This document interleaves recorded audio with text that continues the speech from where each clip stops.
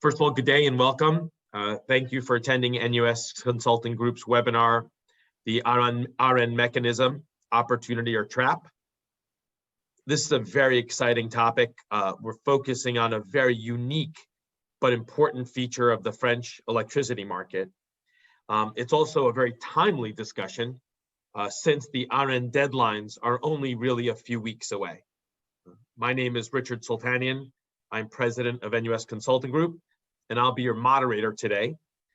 And with me, I have Manuel da Costa, who is the general manager and head of NUS Consulting Group's Paris office. Welcome, Manuel.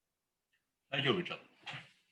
A few small housekeeping items before we begin. The webinar will be roughly 45 minutes to an hour. We understand that all of you probably have Zoom and conference call fatigue, so we'll try to keep it short, but focused on the important points. Secondly, you can submit questions through the Q&A on Zoom, and we'll do our best to answer them as part of the webinar. If unfortunately we can't get to all of your questions, we will contact you later and send you an email to try to answer your question.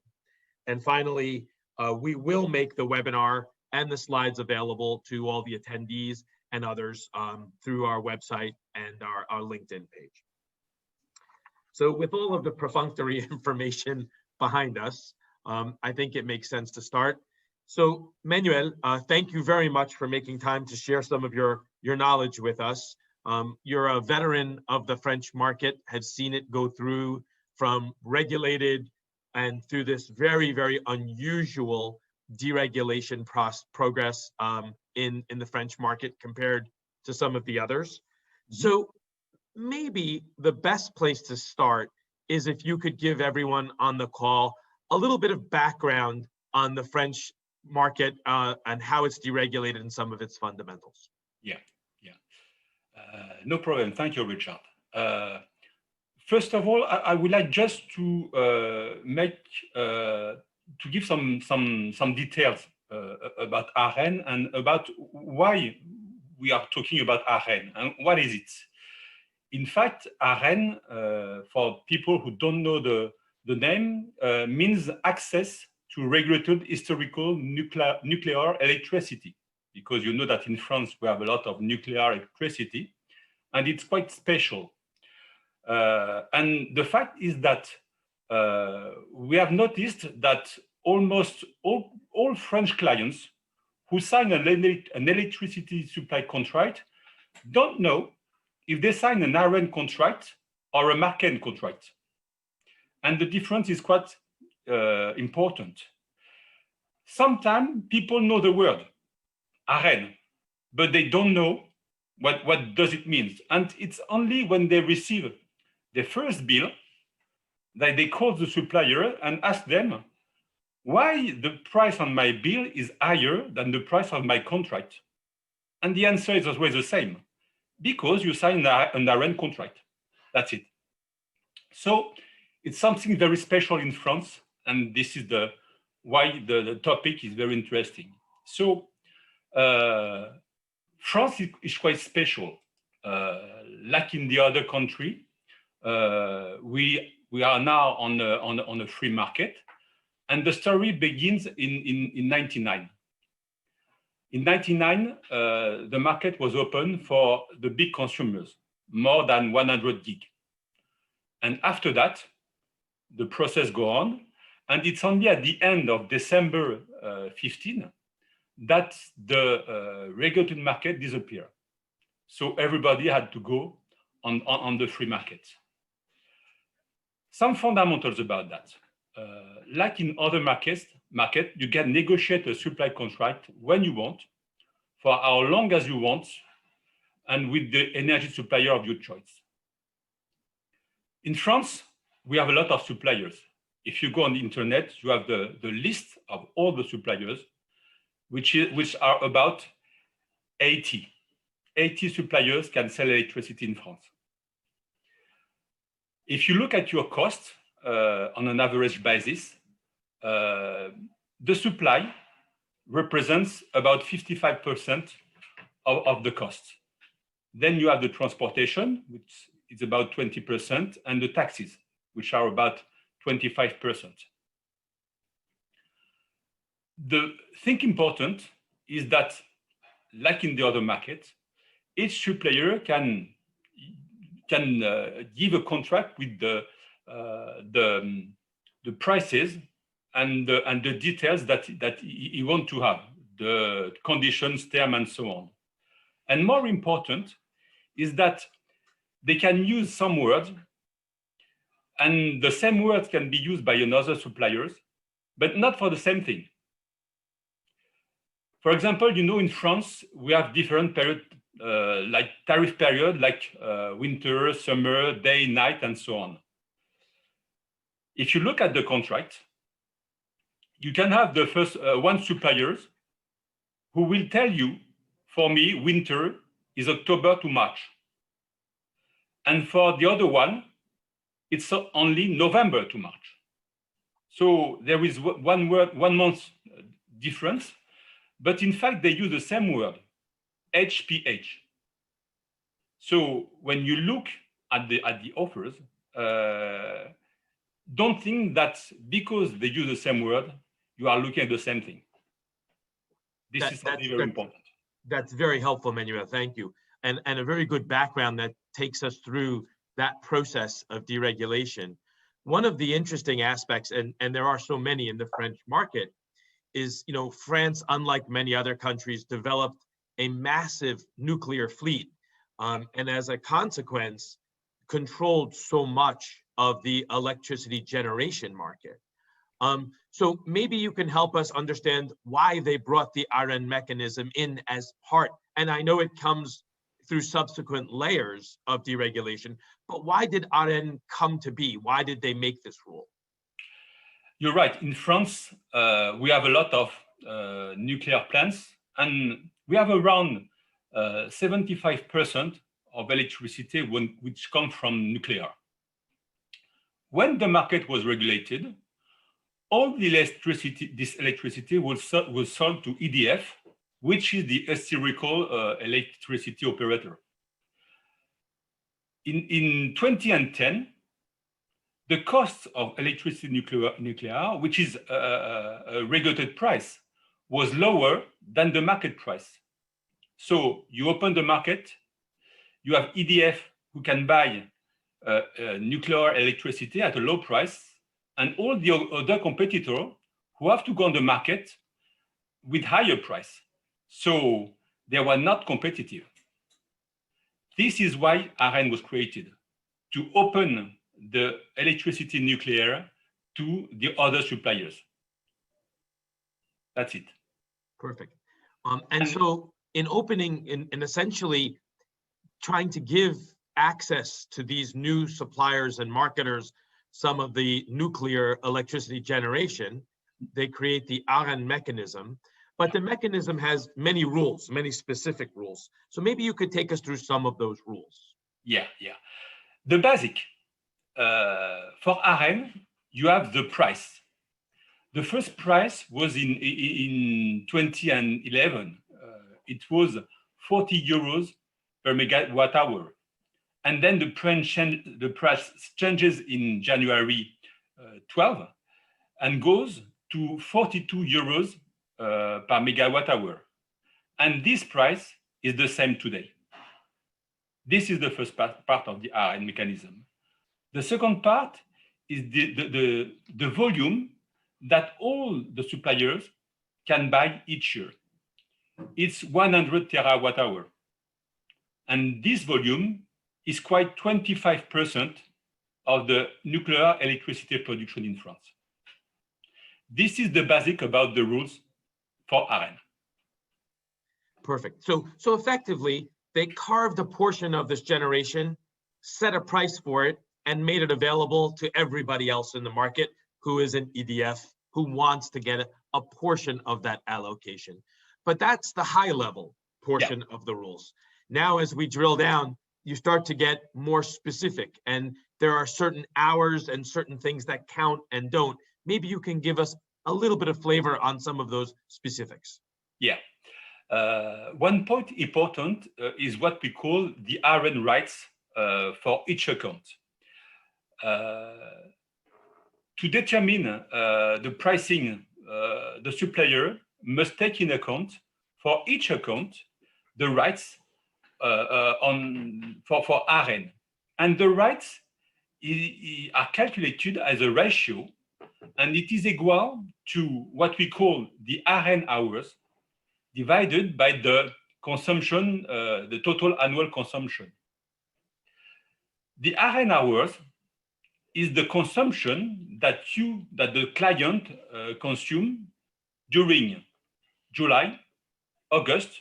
It's all the day, all the hours for the 2 months.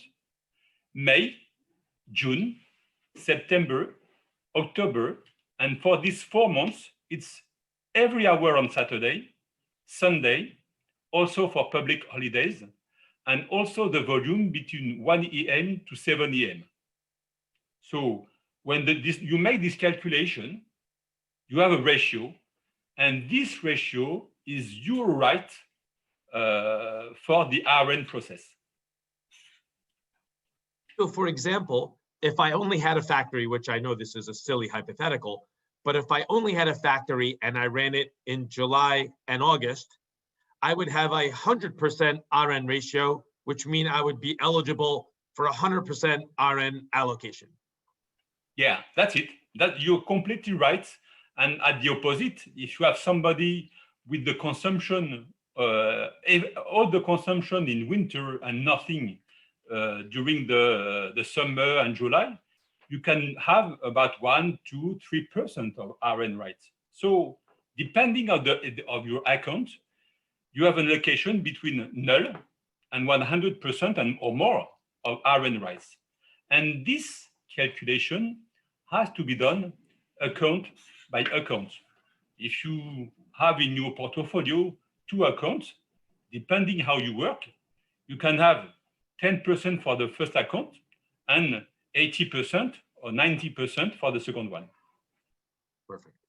And one of the things when we started this conversation, we said that this was a timely discussion because there was deadlines. So there appears to be a deadline coming up on us. How does that work? Yeah. In fact, we talk about 100 megawatt hour of rights for everybody. So somebody has to make the calculation of the volume who is sold every year under the ARENH mechanism. Because when you sign a contract with a supplier, you have a volume on ARENH, but this volume is not taken into account immediately. The office who did that is the CRE, the Commission of Regulation of Energy in France. And the CRE did the calculation, the aggregation of all the volume at mid-November. So mid-November, they have all the volumes. I think we have the detail on slide 5, I think so. So at mid of November, the CRE made the calculation, and at this time, we have the definitive numbers, and after that, because the calculation is done, you can't no more sign an ARENH contract because there's no more ARENH available for everybody. So the deadline to sign an ARENH contract is mid-November. Year 1 for year 2. Perfect. So if I understand this correctly, so people, all these consumers, like our clients, make applications if they want to go the route of ARENH. Yeah. The CRE counts it all up after the deadline, and then they see whether or not it falls above or below the 100 terawatts that's allocated. So can you walk us through what happens? Now, clearly, if it's below, everybody gets a piece of ARENH. What happens if it's above? In fact, if it's above, the question is, when you sign your contract, do you know the price that you will have? Really, yeah. And in fact, this is part of the problem because when you sign an ARENH contract, the question is, what will be the price? Will be the fixed price that I will have. And there is three things to talk about. The first is the volume. If the total purchase by all the suppliers exceed the 100 terawatt-hour, your price won't be fixed. The price on the contract won't be the price you will have on your bill. But this is not the only one. Your price will change also if the ARENH price will change. Now it's 42. If tomorrow it's not 42, you will be affected by that. And the last point is that we have rules, and we talk about the rules, but you know, there's also a lot of other rules about that. And tomorrow, the government can decide to change the rules of the mechanism. If they change it, you will be affected, even if you even sign the contract.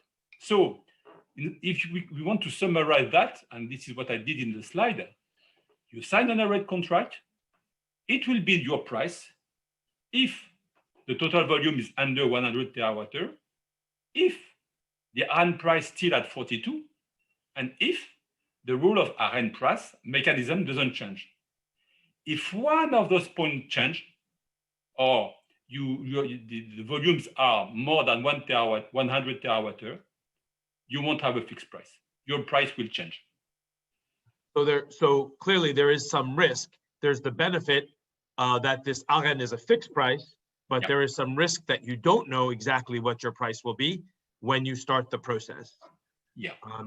Now, an interesting point, and I'm going to jump one slide here, is in the past, if we look at this chart, the allocation or the people looking to acquire ARENH has been fairly low, but we saw that change in the last 2 years. So maybe walk us through why there's been such a change and why there's so much more interest in ARENH today than there was over the past 4 or 5 years. Yeah. What is funny is when we create the ARENH mechanism, it was because the market was high and the electricity on a nuclear basis was lower. So we create the ARENH. But just after that, it changes. The market goes down and goes under the ARENH. So that means that just after we create, nobody, or I can't say nobody, but not many companies go on the ARENH mechanism and buy ARENH. So from 10 to 18, you can see on the graph that the ARENH purchase were still under 100 terawatt-hour. And for 1 year, for example, it was zero. Nobody bought ARENH. What changes, as you can see on the graph on the left, is that the market increased a lot mid of 18. And since that, the market were very low and were very high, and are still above the ARENH price. So we can say that very simply. If I have to buy electricity at 42 or at more than 42, I will buy at 42. So what happened is that since 18, and remember, in 18, we buy the volume for 19. So what happened in 18 as a result in 19? So in 19, as you can see, we bought more than 100 terawatt-hour. And for 20, the same. So for the last 2 years, the volume ARENH bought by everybody was more than 100 terawatt-hour. And as a result, something happened. Yeah, so when it's over, and this is one of the points you were referring to before, is that if those 3 points that you highlighted happen, then you know your price that the supplier originally gave you is fixed and it's transparent, you know it. If, however, like what happens in 2019 and 2020, where the ARENH is oversubscribed, then all of a sudden that price that you have in your contract no longer is your price, and there are adjustments that have to be made. So maybe you can explain to people what happens now with if you're stuck in a position where you're thrown out of the fixed price situation. That's it. And what we can see is what happened for the last 2 years. First year, 19, 133 terawatt-hour purchase. So the ARENH rights, have been reduced of 25%. The same in January in 20. The volumes, 147 terawatt-hour. So the ARENH right has been reduced also for everybody of 32%. So when that happened, the next step is that we have to look, or each client or each supplier have to look at the right he have on his contract to see how he will be affected. What we put in the table is an example for a client which have 80% of ARENH rights. If you look at 19, 80% of ARENH rights, you have 25% less. So at the end, you have 20% less ARENH right for your account. So this percentage of electricity is no more under the ARENH mechanism, and suppliers goes on the market to buy the volume that you don't have. They buy the volume in December. So December 18, the price was 58 euros per megawatt hour. We have also to take on the capacity, because this is another story, but in France, we have what we call the capacity, and in the ARENH mechanism, the capacity is included. So we have to take that in account, but well, this could be another webinar because it's also quite complicated, you know. But if we look at this number, the result for this client is that he have to add on the contract he signed 3.6 euros per megawatt hour for 19. The same calculation for 20, but because the market in December 19 was lower, it was only about 47 euro, the increase was lower. So cutoff more important, but market price lower. So for this client, the added cost is around 1.8 euros per megawatt hour. So, you know, it can be very important. It's not 1 or 2 cents. Yeah, though these are significant changes. And the interesting point about it is, you know, you only know about it in December, and you're also forced to take the price that for the next year's contract that's set in December. So it's not like you have a lot of optionality to exercise. So where ARENH is oversubscribed, that extra piece needs to be purchased in a very short period of time. Yeah, that's it. That's it. As soon as you sign your ARENH contract, you sign also for all the mechanism. So no more choice. I just want to highlight one of the points that you made, and I know it's a very detailed point, but ARENH is a very complicated mechanism, and you can't just compare ARENH price to market price, because as you pointed out, ARENH prices include capacity and other items where the traded price, say on the EEX, is only the commodity. That's so it. It's not as simple as saying, well, this is 42 and that is 42. So it's a much more complicated analysis than that. Mm-hmm. Yeah, you're right. You're right. Which is why you need an expert like you, not me. I guess the next question is asking an expert like yourself is, if you haven't signed the contract yet, what's the next step for someone? How should they be? What's their strategy at this point? Yeah. Well, at this time, if you don't have a signed contract for 21, I can say you are in trouble to sign the right contract. Just remember that before mid of November, you can ask for ARENH price or market price for 21. After mid of November, it will be only market price.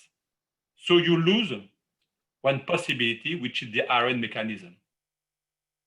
So at this time, for 21, what shall I take? ARENH price or market price? To answer that, I think you have to consider 4 points. One, in my offer, because when I do something, I must have offers in ARENH price and offers in market price to see the difference. So first thing, in my offers, what is the difference between ARENH cost and market cost? And this is important. The way to go won't be the same if the difference is €1 or 10 euros. Two, will the ARENH volume purchased for 20 be higher than 100 terawatt-hour?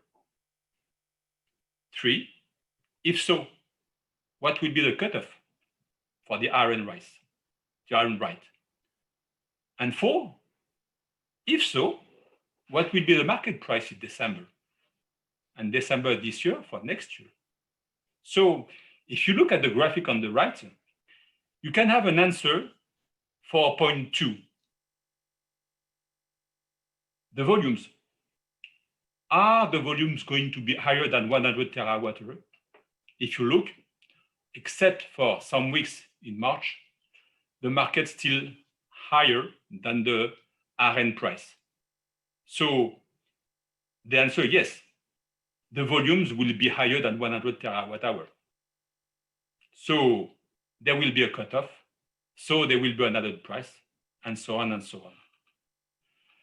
But when you say that, there are still 3 questions left that you must have the answer to make the choice. What I can say to you is, as you said before, we can help you to have the answer and to make the good decision. But although there are so many sort of interesting and analytical aspects to ARENH, one of the important points, if I understand it correctly, is, you know, as you said, the market is higher than ARENH. ARENH is like a safe harbor. At least some portion of your requirement, knowing how much or how little of that portion is a little bit of a delayed sort of understanding, but you know some portion will be fixed at 42 euros. It's like a safe harbor price for a large consumer. Yeah, that's it. But also the important point is considering the mechanism. Yeah. The discussion, the decision won't be completely different depending on your ARENH rights, sorry. And calculating that ratio based on your profile. Yeah, that's it. This is a point important. And even if you had 1, 2, 3, or 6 accounts in France, the decision won't be the same for all the accounts. Do all suppliers in France offer ARENH contracts, or is it limited? No, you can have ARENH from all the suppliers. It's a right, you know. So you asked, but you know what we can think is at the beginning of that. At the beginning of that, in 18, when the market comes to become more higher than the ARENH price, a lot of suppliers send offer to the clients without saying that it was ARENH offers. So it's always the same. ARENH, if you look at the contract, you have a very big paragraph with a lot of term formulas and so on. And most of the time when people look at that, what did they do? Oh, there's no price, no problem. I look at the next step. But this is not right. Yeah, these are complicated contracts for sure, because there are so many different potential aspects that have to be dealt with. Yeah. I guess one of the questions is, what do you see for the future of ARENH? We're very close to finishing up ARENH really for 2021, but what happens for 2022? What's the direction of the mechanism? Yeah, in fact, yes, you're right. We are in October. And even if you are in October, if you sign an ARENH contract, you don't know what will be your price for next year. If you think about 22, it's the same problem. 22, the price for 22, you will have the first answer only in December 21, because we will know only in November the volumes both under the ARENH mechanism for 22. And this is the part about the volumes. But the other part is, what will do the French government about all that? Will they change the law? Will they change the mechanism? Will they change the price? Will they change the selling of 100 terawatt hour? And they can do each change when they want. With all of these potential aspects of changing the system, to date, it's been my understanding that we have never recommended to a client to take a multi-year ARENH contract, which is possible. You could take a 2 or 3 year contract. We've only always bought year plus one. And is this the reason why we've done that? Yeah, you're right. If you say to somebody, sign this contract for 22, but at the end, you can have €1, €2, €3, €5 more on your contract. Do somebody will sign the contract? No, nobody will sign that kind of contract. All the clients who sign the contract for 2 years or 3 years, it's because they don't know that they signed an ARENH contract. So they were under the impression, I assume they were signing a fixed contract and didn't realize the risk of a multi-year ARENH contract. Yeah, they just see that, as I said before, when they receive the bill. They receive the bill and they have €3, €4 more on the bill than the price on the contract. So at this time came the questions. So you're right. You are 100% right. It's been my, I'm sorry to interrupt you, Manuel. Yeah. It's been my understanding that the government in the recent several months has published a number of changes, but they've never effectively been implemented. Is that correct? Yeah. The ARENH was done in 10, and it had to be valid. I think it's on the slide, the following slide. No, it's not. It's after that. No, sorry. So if we can go, yes, we can go. We can see the order after. Mm-hmm. In fact, the ARENH mechanism initially was set to expire in 25. So, but as we talk about that, the problem is that nobody is happy with the ARENH mechanism that we use now. If we look at EDF, because EDF is concerned because all the money under the ARENH, in fact, it's for EDF. So for EDF, it's very simple. It's not a good thing because 42 euros per megawatt hour, it's not enough. It's too low price. For the clients, it's the opposite. The price is too high, and also more important, they don't know the price they will have. So you sign a contract without knowing the price. If you have to make some budget, it's not very simple, So since the beginning, nobody was happy with that. So for many months now, there have been discussions about what to do. Shall we increase the selling, for example? Shall we change the ARENH price? And when you talk about that, you have as many price as people that are talking. If you talk to EDF, they will say to you the right price could be 53, 56 euros. But if you speak to somebody else, they will say, no, the right price will be 38, 39 euros. So the discussion is about that. What price? What selling? And is it right to stay with the selling? We can eliminate this selling 100 terawatt hour. Yeah. So inside of that, some people say we have to change everything.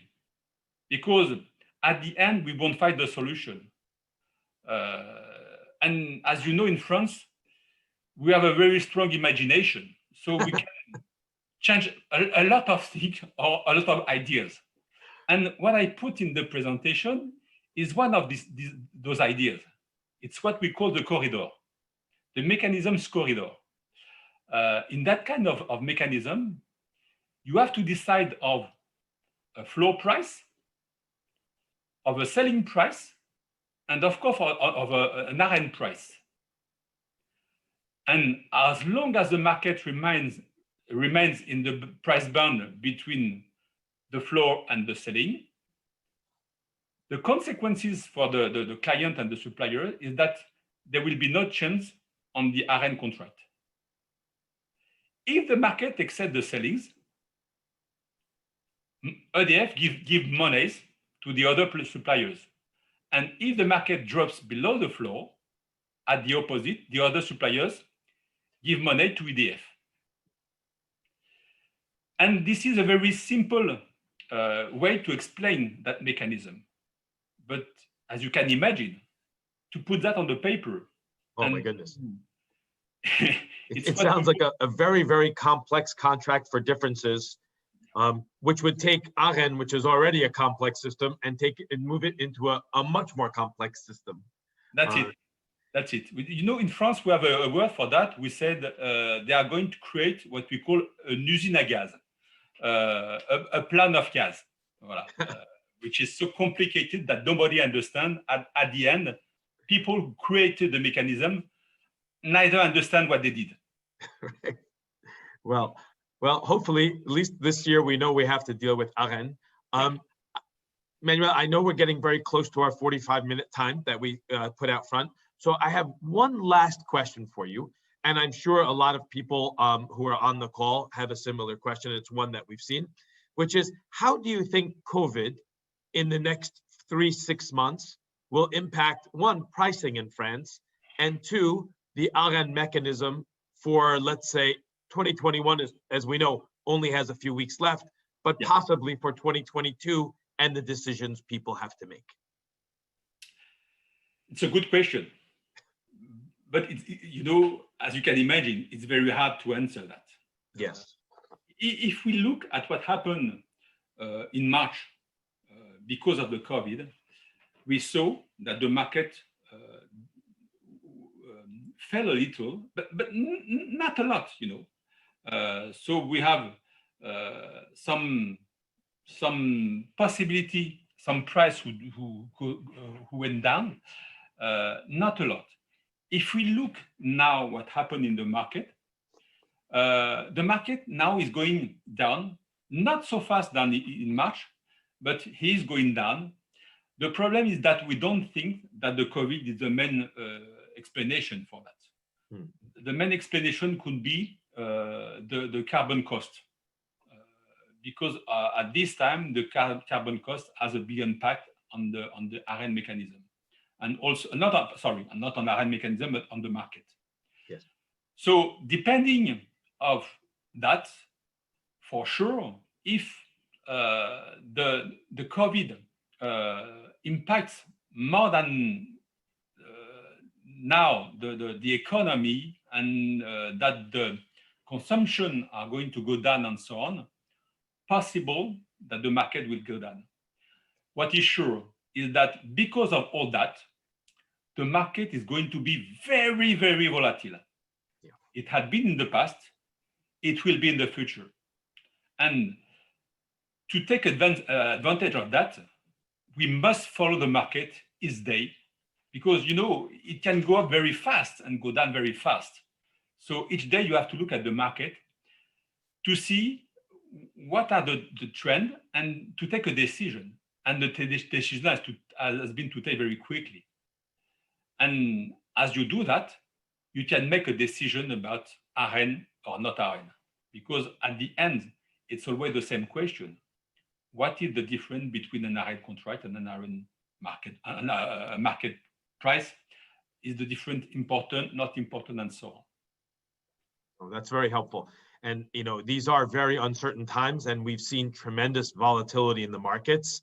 And I completely agree with you that although market monitoring was always important, it certainly has taken on an increased importance due to both the internal fundamentals of the market and all of the things around the market that are impacting demand and the like. And these tactical opportunities, when they come, are normally, as you pointed out, short-lived, and therefore decisions need to be made quickly to take advantage of them and monetize them with regard to your energy purchasing. This has been extremely valuable. I personally have found it very illuminating and learned a lot more about the ARENH. Maybe next time we'll do an ARENH seminar on the capacity aspects of it and the pricing. But Manuel, I want to thank you. Thank you for answering all these questions so clearly. It's good that we did it in English because my French is so bad. But I want to thank you again. And we, as I said, we'll make this available on the internet to people who weren't able to make the meeting. Thank you very much. And I wish everybody a good day and safety. Goodbye, everybody. Bye-bye.